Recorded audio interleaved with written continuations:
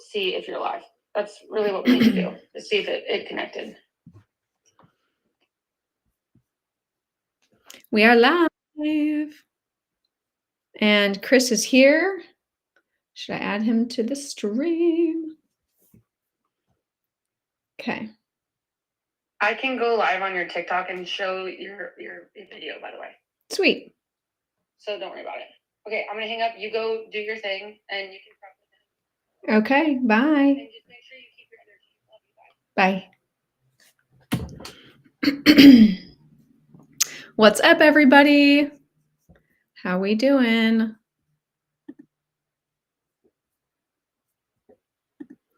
All right, we are here a few minutes early. And we are going to get Chris on here in just a second. Chris, if you're watching, I saw you pop in. I was about to accept you. So if you want to come in early, feel free to do that. Getting this live stream going early so we can get some people popped in here. And then we're going to get started. I'm super, super excited, you guys, to have Chris Heller on as a guest. Dive into all the questions that you want answered today. It's a good day. Happy Tuesday, everybody. Hope you're feeling great. I think it's really smart of us to have planned this happening at 12 o'clock Eastern. You 9 a.m. people in Pacific Coast, it's maybe a little bit early after Cinco de Mayo, but at least, you know, a little time to sleep in, wake up, get your coffee, and listen to an awesome interview with Chris. So says you need to add me. Yes, Chris, I saw you had popped up. Let me see. Oh, here we go. Here you are. Perfect. There we go. Hey, Chris, how are you? I'm good. How are you? Good. How was your Cinco de Mayo? It was good. I actually had a margarita, so it's official. Fabulous. Well, you're better than me. I was at a 3-year-old's birthday party, so no margaritas were had last night for me. But well, thank you so much for joining. I know we've got about five minutes, and then I'll kick us off at the top of the hour. But anything you know that's on your mind that you kind of want to talk about? Of course, I have a ton of questions for you. But is there anything in particular, maybe like fun that you're working on right now that you might want me to have questions for? Yeah, actually, there is one thing that's fun that we're working on. We have our core business, Movoto, on the side with the son of a friend of mine. We have an AI role play product called SalesGo.ai that is a lot of fun, and they're just launching it and getting a lot of great feedback from agents that want to role play, but are afraid to. It's awkward. They don't have a role play partner. The partner doesn't show up, so they're using this to on demand to be able to role play whenever they want to build their skills. That's awesome. Are they actually talking? Like, is there like a human being, like AI human? It's an AI. Yeah, you choose the type of call, like circle prospecting or expired call. You hit the button, the phone rings, a voice answers, and you are just interacting with it. Every call is different. Every persona is different. It's a great way. I have a real estate team still in San Diego, so they've been using it, and I have people that are setting multiple appointments a week now that were struggling before just because their confidence is higher and they're not afraid, and they don't get stopped when someone says something and they don't know how to respond. So. For sure. Well, I do have a couple of questions, but I'll save it for when we get going and kind of towards the end about it, because I think that's going to be super helpful for real estate. Because one of the things I struggled with in the very beginning was I was consistent. I wanted to role play with people, but you know how agents are. It can be tough to get someone that's just as consistent as you to have that accountability and help on a regular basis. So with AI, it's like, you can do it anytime. It's hard to find multiple U's. 100%. And speaking of San Diego, go Aztecs. I went to San Diego State. So really? Fun fact. Yep. Well, I went to USD. I moved there when I was 20, and which is when I got my real estate license as a sophomore. I just finished my sophomore year in college, and so I was there, full time until 2010, and then started working in Austin. But I kept my team. My team is still there in San Diego. I don't live there anymore. I visit a few times a year, but. Mm-hmm. It's a great place to visit. I love it. Yeah. Yeah. It's like the best weather in the country.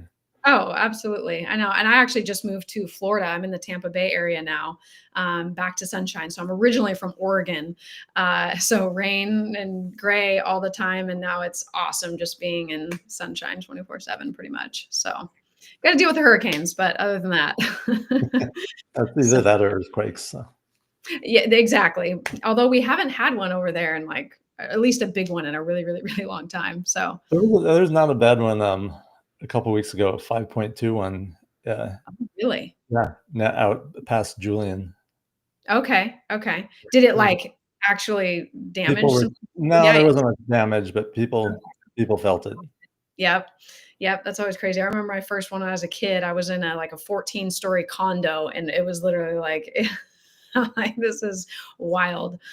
Yeah. But awesome. Well, we're getting close, and let's just get started here. So yeah, I'm gonna ask you a bunch of questions, and I'll leave some time at the end too and ask you whatever you want to talk about, whatever's on your mind. But since we're there, let's go for it. So hey everybody, welcome back. We're gonna do another real conversation where we cut the BS and we get into what actually works in real estate today. I'm Jen, founder of EstateOfJenn, and today I've got someone with me who knows the industry front to back, been in the business for a really long time, Chris Heller.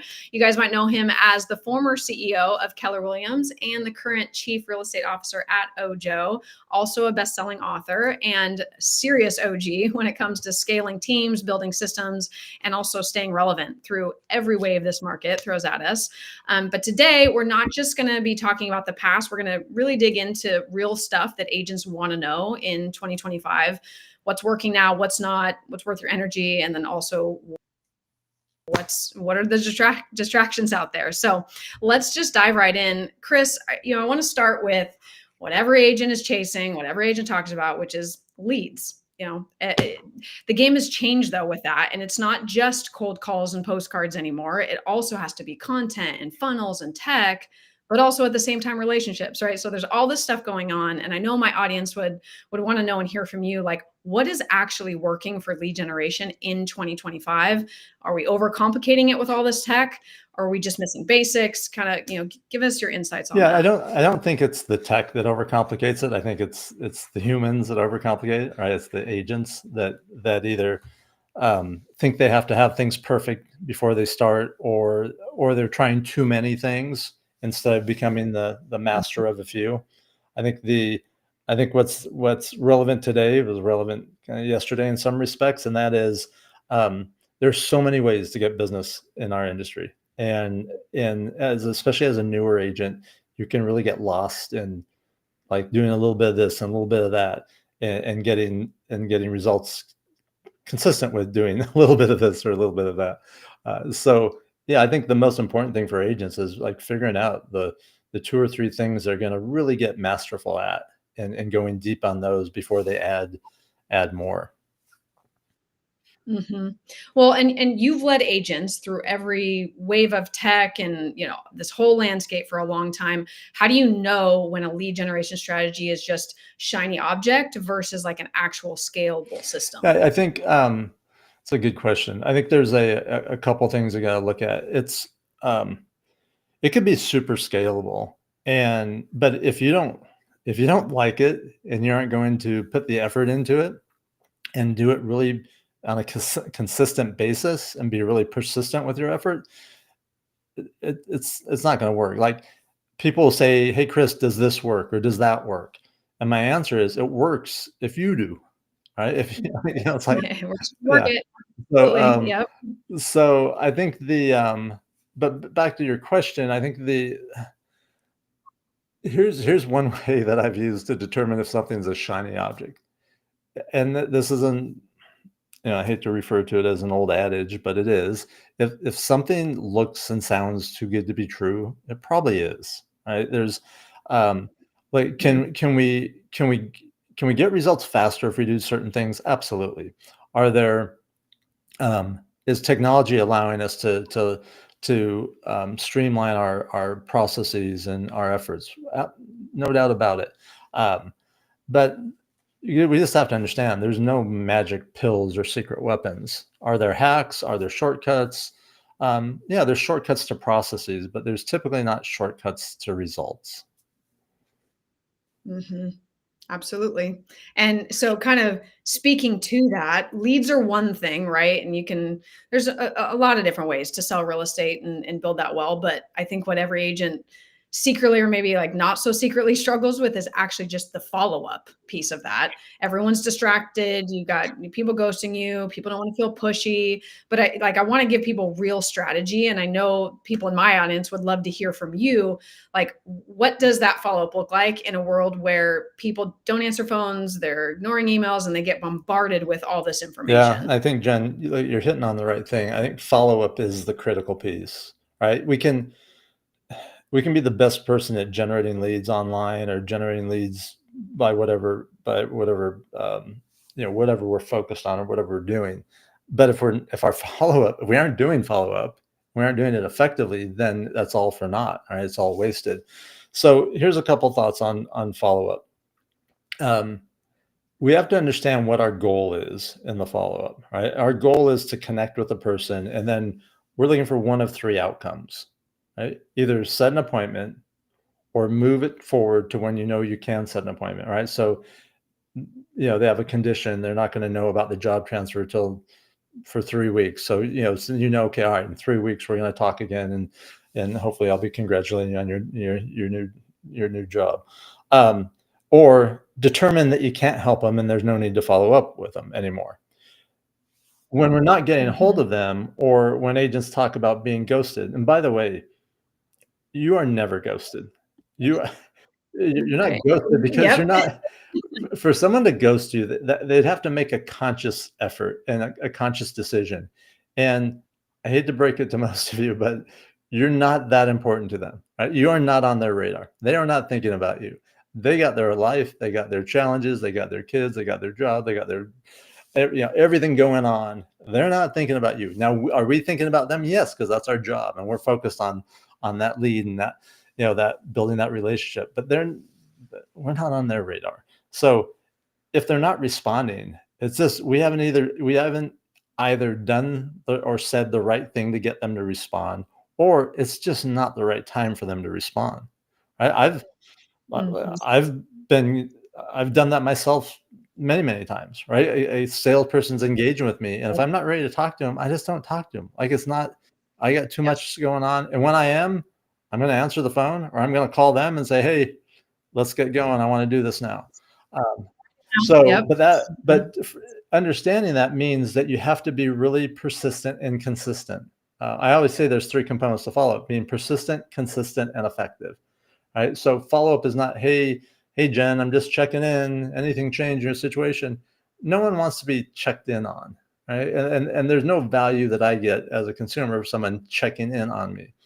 Um, Hmm. um, but follow up should be never ending. Like, it should never stop. It doesn't stop. People say, well, how long do you follow up for? Like, well, how long do you plan on being in real estate? The follow up should be ongoing, right? At some point they'll say, Absolutely. "Hey, Chris, you don't need to follow up with me anymore because we already bought a house, or we just listed our home, or if you call me one more time, I'm gonna, sue you," or whatever the case may be. But I have that thing I always say. Oh, I was gonna sorry. Go say, ahead. but Go ahead. unless one of those things happen, a follow up should never end. It's just, how bad do you want it, right? Most consumers, Yeah. if Yeah. they became a lead, whether it was an online lead, they filled out a form, there's some indication they're going to do something. And the only question is, are they going to do it with you, or are they going to do it with someone else?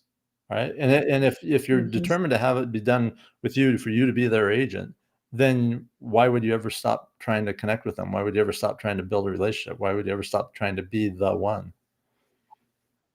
Absolutely. I know I have. So this is music to my ears because I coach and train a lot of real estate agents. And I'm like, yes, you're saying everything that I'm telling them. And the thing that I tell people is your follow up should look like, you should never, follow up is forever. I actually have an event I do every month that is called Follow Up is Forever.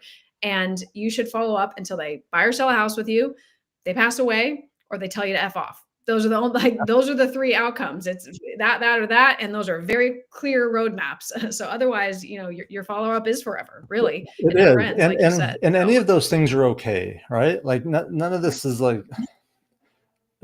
I think a lot of times we take ourselves too seriously and say, "Oh, they're ignoring me, or they're ghosting me, or or they didn't respond." It's like, so what, all right? And it's like, and if they tell you to f off, it's like, all right, well, thanks for letting me know where we stand, and then you move on. at least Yeah, that's an yeah, answer.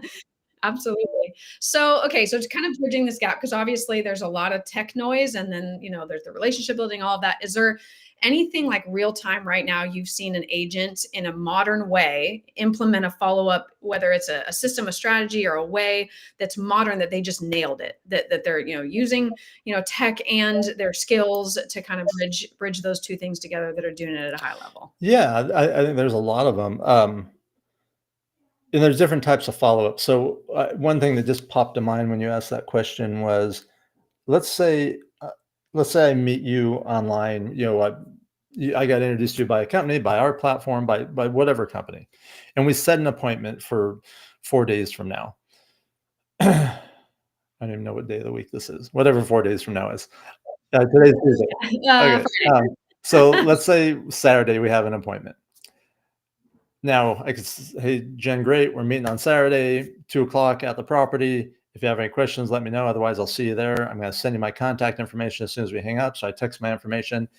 And now 4 days go by and I show up, early, because that's what good agents do. And I am like, and I hope she shows. I hope she remembered. I hope she's here. And instead of hoping that something's going to happen, there's some specific things I see agents doing that is really effective. So a couple of things are, number one, they'll pick up their phone and just record a quick video and say, "Hey, Jen, this is Chris Heller. Just want to put a face with a name. I'm the one you're going to be meeting at Tuesday. Now you know who to look for," or Saturday.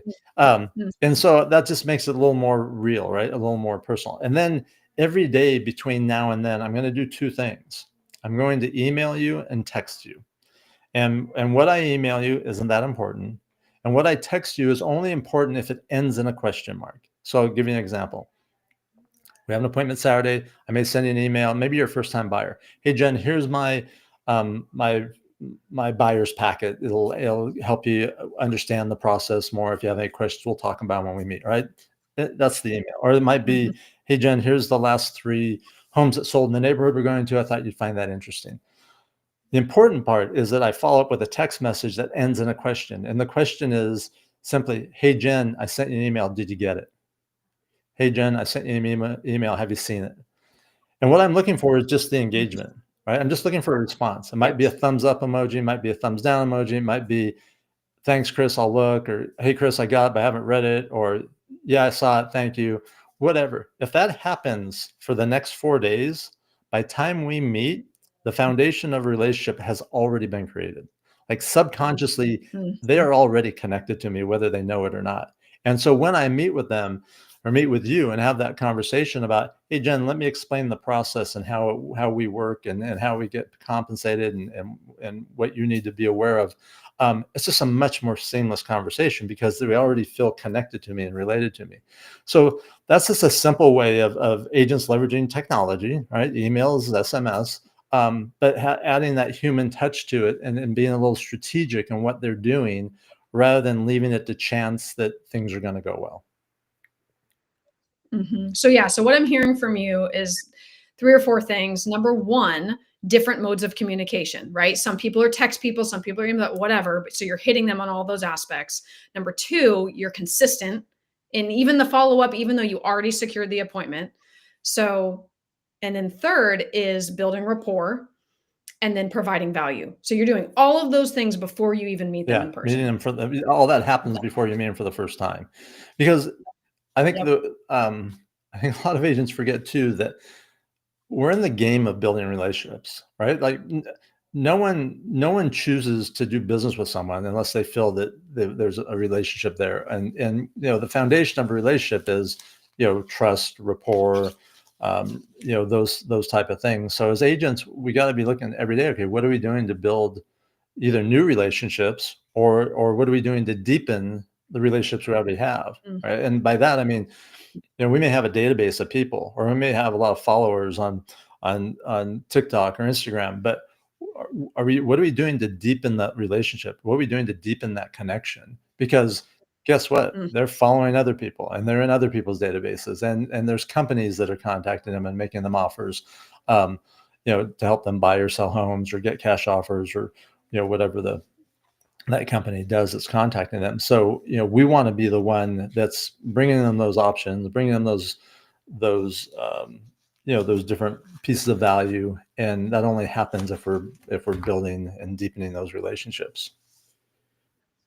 Absolutely. Absolutely. And so, kind of piggyback off of that, but pivoting a little bit into something that I think will hit really close to home for a lot of people that are watching is leadership. So, like whether you're a team leader, you're a brokerage owner, or just leading yourself, through the chaos as a solo agent, and you've led huge teams. Is there, do you think, a difference between good leadership and actual influence in 2025? Oh, I absolutely. I think you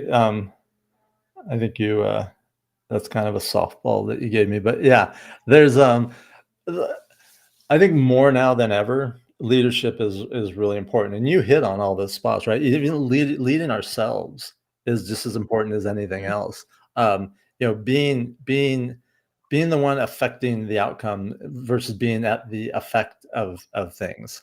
Being the one Mhm. that's being proactive, being the one that's being purposeful versus being the one that's being reactive. Uh, so how we prepare ourselves, how we lead ourselves, how we work on our skills, how we work on our mindset is super important. If you're leading a team or a brokerage, um, there's a big difference between leading and managing. This is a conversation I have a lot with people, because I'll see people trying to manage other people, and I don't believe you can manage people. I believe you can manage processes. I believe you can manage Mm. um, you know uh, outcomes and things like that, but people, you have to lead people, and you can only, I think, really lead people. You're either going to lead them in the right direction or a wrong direction based on how you do it and who you are. But um, leading our teams and leading our brokerages is it can be defined a lot of different ways, right? Like, one of the ways I think about is teaching people how to think so they can get the things they want or achieve the goals that they have. Leading them by example, right? Which is just so important. I think with everything going on in the world, that's like, like really timely. Uh, and then also understanding that, um, it's you gotta, and this goes to leading by example, but the do as I say, not as I do concept just doesn't work at all, not even a little bit. Uh, so yeah, I Mhm. think leading and thinking, having a leadership mindset for everything we do, I think is really important. And that's someone says, well, how do you get, I got asked this recently, like how do you train yourself to be a good leader? Look, there's no shortage of books, podcasts, or anything else, but there's leadership lessons around us constantly, and it's just whether we're paying attention to them or not. Because if we are paying attention to them, we'll see it. I had dinner last night in the restaurant, and it was just another family, and the check came, and my friend said, "Hey, can you divide this up 60-40?" And you would have thought he asked the waitress or the server to, like, do calculus, and she like she made a facial expression and, like, almost rolled her eyes, and, like, it was like, wow, and she walked away. and and that was like, okay, that's not how you want to interact with the people that you just spent an hour serving, that you're depending on them to reward you for your service. And so there's, like I said, there's leadership lessons everywhere. We just need to be paying attention. Sure. Yeah, no, and absolutely. And right now there's a lot of dynamics with building teams, and so specifically on that, like how do you build a team that actually stays, especially when there's lots of things are remote, there's full virtual brokerage options, there's you know agents tend to change around and move around and all of this. So like in all of that noise and all of the, wanting to look in the other lane and all of that, what do you think, if you're talking to whether that's team leaders or brokerages, whatever, and also same kind of principle with it, just even if you're a solo agent in, you know, corralling or like, managing the leads that you have and leading them, like how do you make people stick? Whether it's you're building a real estate team or you're building a brand and, capturing Yeah, leads. that's an important question. The I'll answer it from the perspective if you're building a team or running a brokerage or where you actually have people that are there with you, and how do you get them to stay and how do you do it? I think there's a couple components. Number one, and these aren't in order of importance, but there has to be opportunity, right? If I'm in an organization and I don't feel like there's opportunity, and opportunity could mean a lot of different things to different people, but for the most part, it's like opportunity to grow, opportunity for to achieve more. People have to have that. All right, and if they don't see that and they don't think it's there, or if they think that they've gone as far as they can go, then they're going to look elsewhere. So you have to have a business that's big enough, and a mindset that's big enough to have opportunities for people. I think the other thing is, Mhm. as a leader, you have to be inspirational, and I don't mean speaking in quotes or rah stuff. It's like you have to be someone that people want to be associated with, right? That people are Mhm. like, hey, this is a person, and then that begs the question, okay, who are those people, or what are the traits of those people? You know, People that think of anyone that you've ever worked for that you were like, "Hey, I'd run through walls for this person," or I'd work with them, no matter where they went, right? They had your back, they cared about you, um, they were transparent, they were always truthful, you could count on them. They're not gonna do one thing and say another thing. They're not gonna do one thing or say one thing and then say something different. Like, they're consistent. So those are all the traits that you look at. And if you're being that type of person, people are gonna want to be around you, and people aren't gonna um, be so quick to look elsewhere or jump ship. I think there's another thing is, if people feel like they're learning and growing. So if you're really helping people learn and improve and get better. And sometimes we have to remind them that that's happening, right? And show them examples of it and say, gosh, Jen, you Mhm. know, um, just think like 6 months ago where you were and where you are today when it comes to, having a buyer consultation. Look how much you've grown. And so I'm reminding you of that because you're not going to be thinking about Mhm. it. But as I remind you of that, you go, wow, yeah, this is great. And yeah, thank you. And you're the one that pushed me to get better, and those things. So there's a lot of components to it. There's not one simple answer, but if we do most of those things, then there's far less reasons for people to leave. Mhm. Mhm. Well, and then so on the flip side of that, or quote unquote negative side of that, but honestly, it depends on how you take it, because any feedback is feedback. Um, you know, when we lose a client or we lose an agent, if you have a team, and I think this plays into a little bit about the book that you wrote, because it's a lot about mindset and how you handle those things. What are just like a couple like main things to handle those situations, the quote unquote rejection you get or the negative feedback, because that's really important if you're going to continue to grow or continue to have the motivation to continue selling real estate and reaching out to leads when you face that rejection as a team leader, brokerage owner, or just a real estate agent in general. So what are some of those things that you utilize in your business when those things Yeah, happen? I think you hit on the key point. And that is having that growth mindset, right? And if you don't have it, developing it. Um, Fortunately, I just have it, right? I always want to get better, and I'm never satisfied with where I'm at because I know that there's room for improvement. But if that's your mindset, then you're gonna do things that are consistent with that. So um, let's talk about you lose a client or you lose rejection, or you go on a listing appointment and they choose someone else. Um, you know we're all human. That doesn't feel good. It stings that, there's pain. There's two things I always try to do. Number one, um, I would not let it bother me for a long period of time. In fact, I had a rule. I called it my 3-minute rule. I gave myself 3 minutes to be emotional, to be pissed, to be whatever. And when those 3 minutes Mhm. were up, it was like next.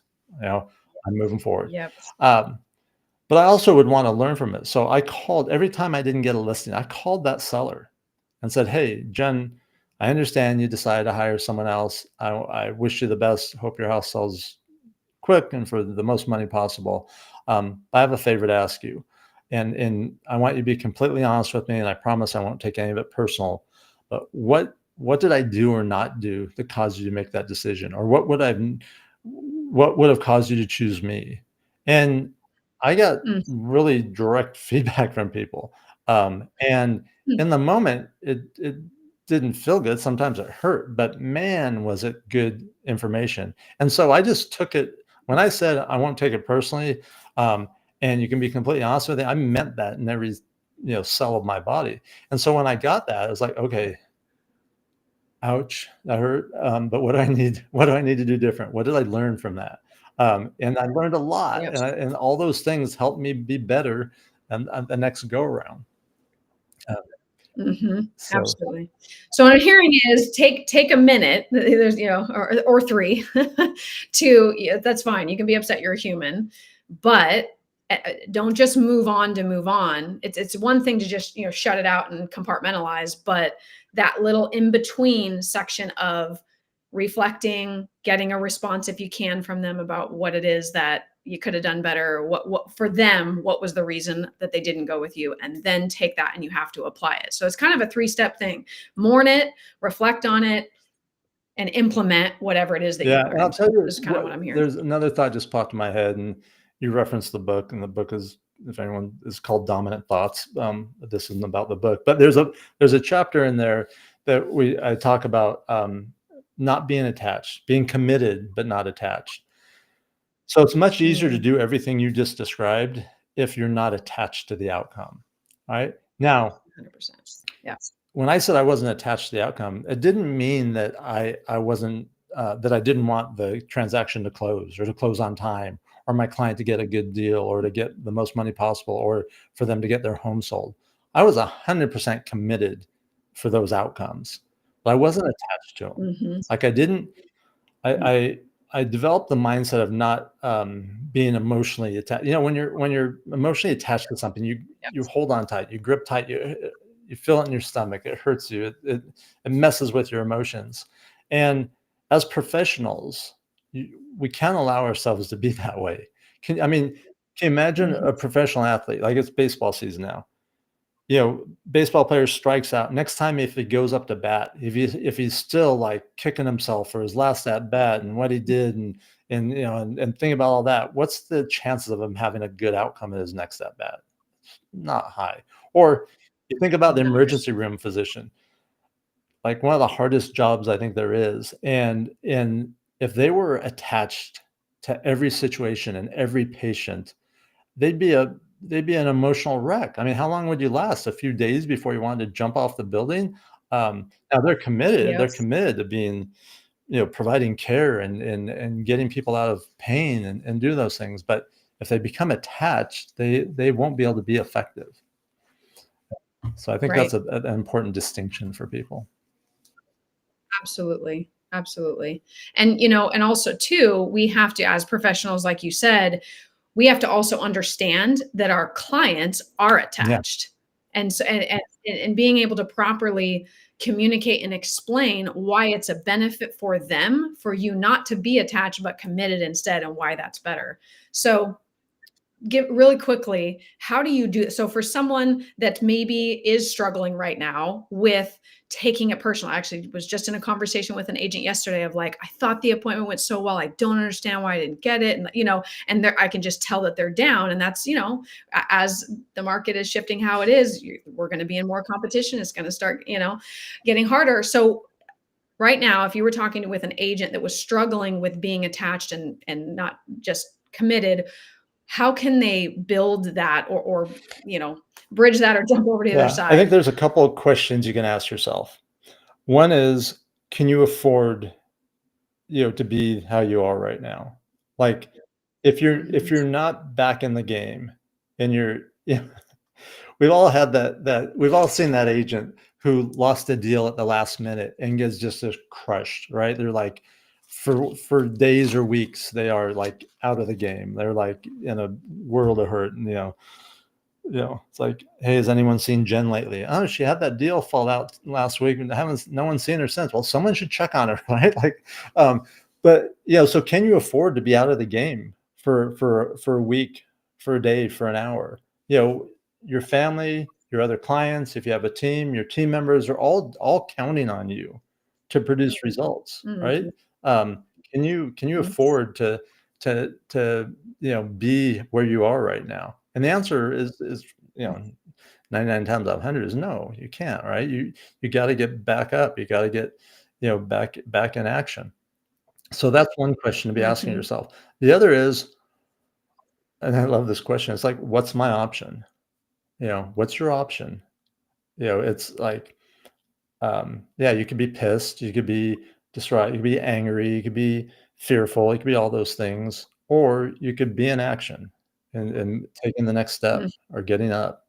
Um, so always asking yourself, what's Mhm. my option? I think is a good way to think. Yeah, I really don't have an option. I got to go do this. I got to make the next call. I got Right. to, have the next meeting. Yeah. Yeah. So what I'm hearing then is you know, identify when you're going down that spiral because that's the first thing. Sometimes we don't even realize that we're spiraling and how much it derails us if we're not accountable to what our emotions are doing to us. So it's first you have to recognize when you're in that pattern of spiral downwards and then doing something simple like saying, "What is my option?" That can kind of reframe it or at least redirect where your thoughts are going to then make a decision. Okay, either I can stay in this downward spiral and let it waste a bunch more time, or I can learn from it, move on. Yeah. I like that. I like that. So, okay, let's get personal for a second because you've been in the game since like before all this, because there's lots of tech going on, but you've been in it before Instagram, TikTok, probably even smartphones. But if you had to start fresh today, and I know life probably seems a lot more complicated today, but let's just say take it back to, you at 20 years old when you first got started in real estate, getting your license, what would your move be? And what would you not waste time on in Yeah. today's world? So here, I just had this conversation with a kid last night. He's just getting into real estate. I'm friends with his father. He said, "Would you talk to my son?" And he asked me a very similar question, and I said, "Like, here's my advice. One is, decide right now why are you doing what you're doing? Like, why are you doing this? Like, why do you get up every morning, or why are you gonna go into real estate, or why have you chosen this?" And I'm not talking about, oh, because I like helping people or I love homes. I'm talking about, like, at the core, why you exist, why you're here, why you're doing what's going to cause you to do the things you need to do, especially on the days you don't want to do it. So understanding what your why is. And then having a very specific goal. And when I say specific, something that's measurable, right? As a new agent might be, I want, and my suggestion is always have it be a number, a financial number. So even if it's the number of homes you want to sell, translate that to, the income that you want. So this kid asked Mhm. this kid that question. He said, "Well, I want to make $100,000." I said, "Well, that's a big goal for your first year, and it's doable. But here's what's going to take. You're going to have to figure out how many homes you have to sell to make 100,000. Then you're going to have to figure out how many of those are going to be listings and how many are going to be buyers, and if you're going to focus on listings, and let's say 70% of them you plan to be listing sold and 3% buyer deals. How many listings you have to have to get that many to sell, how many appointments you have to go on to get that many listings, and we work through some numbers together. But it's having a very specific goal, then having a plan, Mhm. and then creating a schedule that helps you follow that plan or implement that plan. Now, none of that sounds fun, exciting, sexy, or anything else, but that's kind of how it works, and not just in real estate, in business. Um, Now, beyond that, I would pick, either things that I feel I'm naturally good at or naturally attracted to, and I would pick 2 or 3 of those things. We talked about this earlier in the conversation, but pick 2 or 3 things and decide to become really good at those 2 or 3 things. I mean, you know, like Jen, you're really good at coaching, training, and creating content and creating a following. There's agents that are really good at doing that for consumers, and if that's what you're going to be one of your things, then do that. If it's going to be just, hey, I'm going to treat this as a numbers game. I came from solar sales. I'm cutting into real estate, and I know it's the more people I talk to, the more yeses I'm going to get. So I'm going to talk to as many people every day as I can, and either by picking up the phone, knocking on doors, or going to events, or joining this group or joining that group, or working my sphere. I have a big sphere. I have a big family. I'm involved in a lot of different things. I'm going to leverage those relationships to get business. So I'm going to pick 2 or 3 of those, and then really say, okay, what's my plan to attack this one? What's my plan to attack that one? And then I'm going to build it into my daily schedule. And then the job becomes, not making 100,000 or not selling X amount of homes. The job becomes following your schedule every day. Because if you put everything in your schedule that you need to do to achieve those goals, then it's a one day at a time battle. Just do the things you need to do on a daily basis. So sorry, that was a long Yeah. answer to a relatively simple question.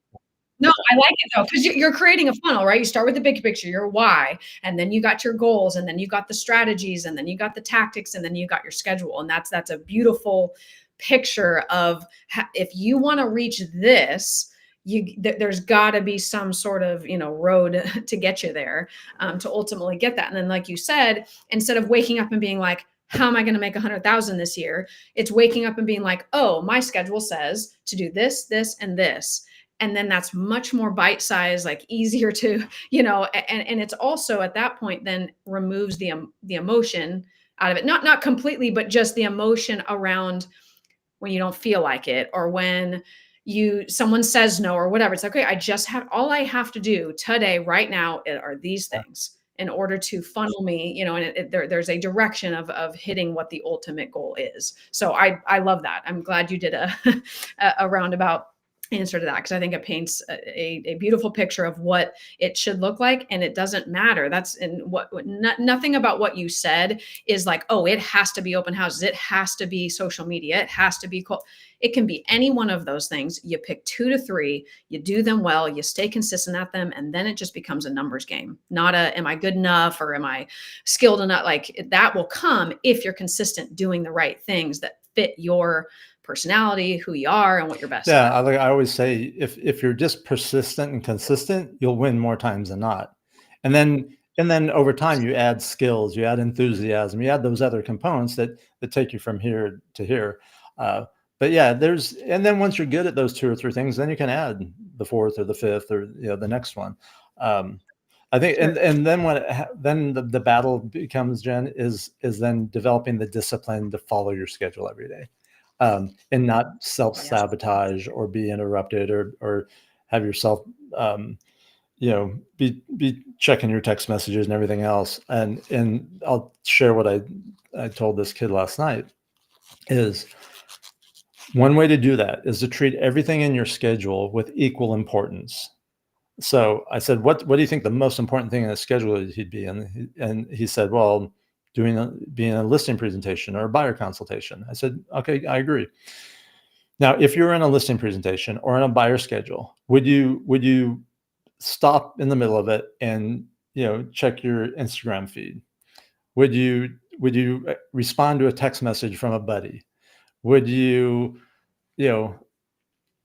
remember you forgot to tell your accountant something and you wouldn't do any of those things, right? And right, because you're in that appointment. So if you can treat everything in your schedule with that type level of importance, and develop that mindset, because it's 99, probably 90+% mindset. then you're less likely to say, oh, well, I can do this now, or I can do that, or I'll do this later, right? And then you're not following your schedule. Mm-hmm. Mm-hmm. Absolutely. And I think, there's a graph, you've probably heard it, and I don't know the particular name for it, but it's like a pyramid, and like in the middle meat section of it, kind of when you start to hit proficiency, there's this boredom that happens.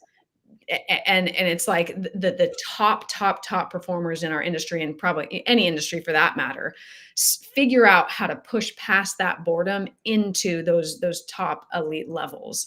And you've done that. So just really quickly, and then I'm going to do a fun little rapid fire thing here to close us out. But like, with that in mind, have you experienced that? And like, how do you push past that board once you're in a groove and you kind of got things figured Yeah, out? on a daily basis, I experience that as an agent, because I was very disciplined about following my schedule, and my schedule had me doing certain things every day, like, and not just some days, like every day. And my Mhm. early mentor used to call it, getting good with repetitious boredom. That thing that you do over and Yes. over again that gets boring. Um, and I think there's a couple of things that help with that. Number one is having that goal that's so important that you're going to do what you need to do even when you don't feel like doing it. You're going to make that extra call. Mm, You're going to send that extra note. You're going to respond to that email that you should respond to. Or you're going to send that email that you need to send. Doing those things because the goal is way more important. And the pain of not doing those things because of not reaching the goal is so high. So that's one component, and then the other is, um, just creating structures that make it easier. It could be for anything. Long time ago, I decided I needed to get up early. I need to wake up early because I'm stay up late. Didn't like waking up early. It was hard to wake up early. So I created a structure that would help me get up early. And yes, I set an alarm at an early time. The structure I created was putting that alarm in the bathroom. So I had to actually get out yep. of bed to go turn that alarm off. And Mhm. once I was out of bed, and even if I was looking back at that bed saying, having that debate in my head, it's like, no, Mhm. you're up. Yep. This is what you committed to. So it might be, hey, I'm going to leave. If you're not prospecting off your cell phone, let's say you're doing lead follow up or lead generation, it's literally turning your phone off or putting it on do not disturb or making sure you get no notifications. If you're using your phone, it's like, okay, I'm going to have, maybe it's an accountability partner that Jen, would you be Mhm. my accountability partner? I'm going to do this. I'm going to call you when I start this activity and when I end it. Or if, or if I respond to any message you send me during this time, I owe you $100. Yeah. Oh, yeah. Oh, there you go. I like And that. and so you can tempt me all you want. I'm not going to pay you that $100. But just those are examples of structures you can put in to help you get through that boredom, and that thing that keeps you going and looking beyond that. I like it. I like it. Okay, well let's do a little fun before the end here. So I have a rapid fire prompts, and so you just pick the first thing that comes to mind. Your This first op. So this it's could be this or that dangerous. type Yeah. of thing. Okay, it could be. No, I won't set you up for failure. Okay, all right, here we go. Uh, Instagram or TikTok? Instagram. Text or voice memo? Voice memo. Yes. Calendar app or physical notebook? Calendar app. Coaching or masterminds? Coaching. Work life balance or full send hustle? Full send. Yes. Awesome. There were no wrong answers, by the way. But just like to throw that in there, have a little fun for people. But well, Chris, I know we're getting kind of towards the end of our time. This was super, super powerful. And I know my audience is gonna love what you had to say. So much out of that, so much in there. We could go even deeper into all of those things we talked about. But before we wrap, so What is one bold prediction you have about the next 12 months in real estate? So something that maybe you think people either aren't ready for, or that, might be a hot take. I don't know that these would classify as bold. Like, the market's going to soften up. Prices are going to trend down in a lot of markets. So that means the conversations we have are going to be different conversations. The expectations we set are going to be different expectations. I think the number of new tools and products is going to grow exponentially. Already is. So the number of shiny objects is that we're all exposed to is going to increase dramatically, and then it's how we respond to those. I think and I also think that again, it's hard to think of this as a bold prediction, but the human interaction, the human touch is going to become more and more important. I'm glad you touched on this. Okay. And so then I would assume then that you are not one of those people that thinks real estate agents or our industry is going to go away, that maybe the people who know how to use the tech are the people that are going to outshine and outlast the people who just don't know how to use it. Would that be fair Yeah, to totally say? fair. I think will the gap between the ones that adapt and adopt and versus the ones that don't is going to get wider and wider. And so Yeah. there's going to be a lot of people that are going to be scratching their heads and going, wait, what happened? Why am I not getting business? Why are the things I'm doing not working anymore? Um, and hmm that's totally preventable. hmm Well, so this next question is going to be maybe a little difficult for you, because I feel like, especially knowing your story, and if people don't, you guys, you can reach out, go follow him, and we're going to give all of his links for where you can connect with him on socials, where you can get his book, all the things he's working on.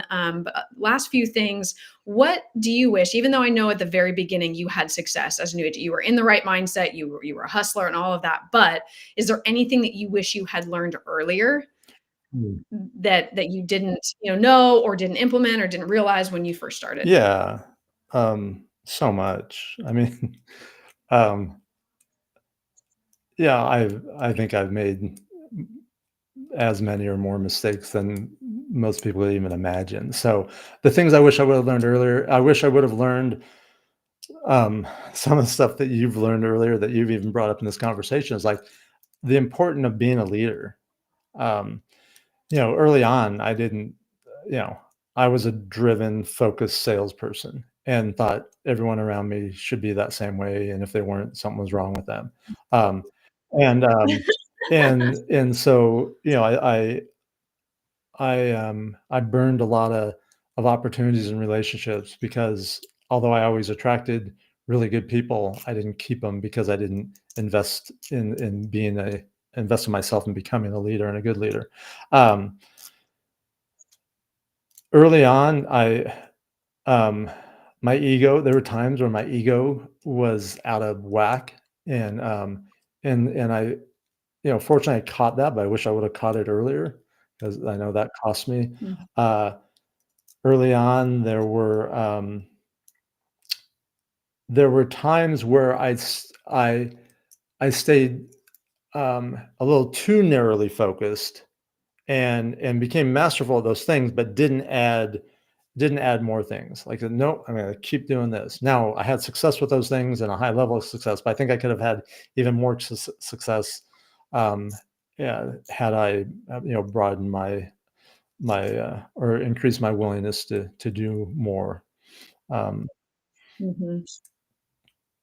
yeah, there's gosh, I could probably go on and on, but yeah, a lot of Well, it's really, like, I appreciate you answering honestly, because that's hard, like, especially with the success that you had, but to, like, bring it back to what that is, because a lot of our audiences, I mean, we have anywhere ranging from brand new to team leaders, brokerage owners, that are watching, and so that's really, really helpful. And I feel like you're a relatable person. And one thing I've noticed, the more people, like, quote unquote at the top, or what people perceive as at the top, is that there actually is a lot of humility, and not of like not in a weird way, but just in a way of like, I've messed up so much that I have a lot of understanding and I have a lot of experience. And I've noticed that some of the most successful people are so willing to share and willing to say, this is where all the areas that I went wrong. And I feel like that's what truly helps people. Like when you can be relatable, when you can say, I didn't have it all figured out. Yes, you were successful out of the gate, but there was more to that. And that's why I asked that question, is because some people will look at you and be like, oh, at 20 years old, you sold whatever it was, 70 homes, your first year, or whatever it was. It's like, oh, unrelatable, and turn it off. But when you can draw, like really actually hear the struggle and what it actually looks like, and that success is not linear. It's not a perfect bar graph of, leveling up. It looks like a crazy maze that is not pretty.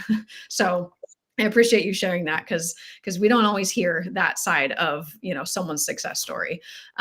Okay. And I want to bring it back to, earlier, before we got this thing started, you said you're working on something super exciting with AI. So I want to give you a chance to share about that and what you're working on. It's called salesgo.ai, salesgo.ai. You can try it for free on the site.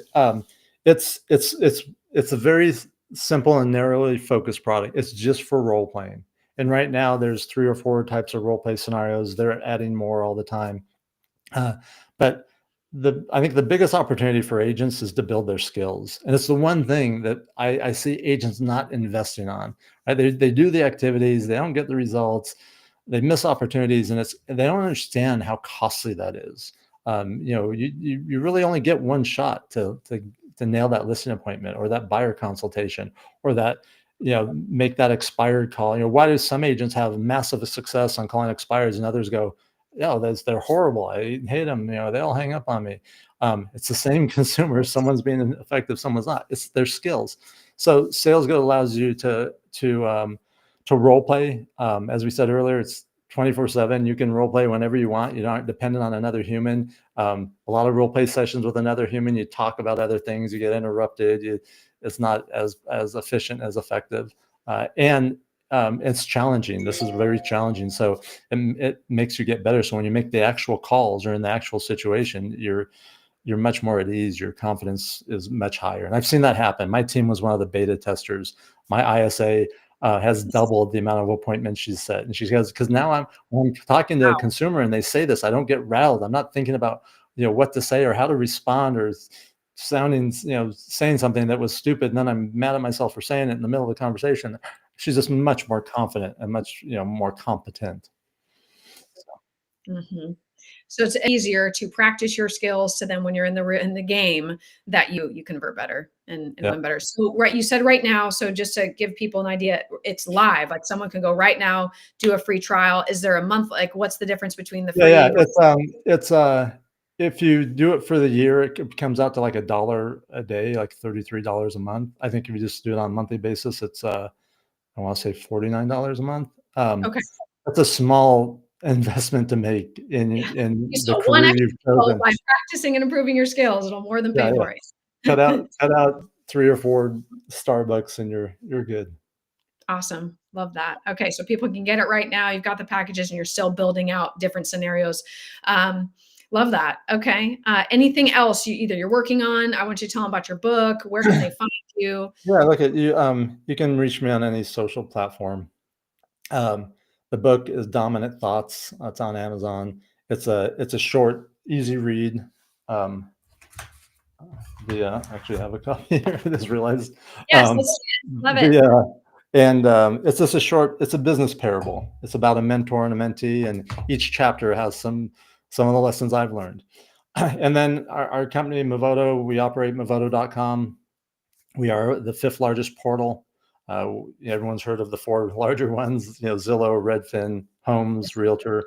We operate a business very similar to them. We partner with top agents and top teams to make buyer and seller introductions to them, and also with mortgage companies. So those are the things going on in my world. Awesome. I love it. I love it. Well, all right, you guys, that is a wrap. A huge thank you so much, Chris, for keeping it real with us. And if you guys are watching this live or on replay, drop your biggest takeaways in the comments. Let us know, give us feedback. And don't forget, This is why we do what we do here. We're not here for boring. We're here to build momentum, help you guys, feel more powerful and be honest, and build really good real estate businesses that actually work. So make sure you go follow Chris Heller for more insights from him. And I will catch you guys on the next live. Thank you so much, Chris. Appreciate you being here. Thanks, Jen. Anytime. It was fun. Absolutely. We'll do it again. Bye. Bye.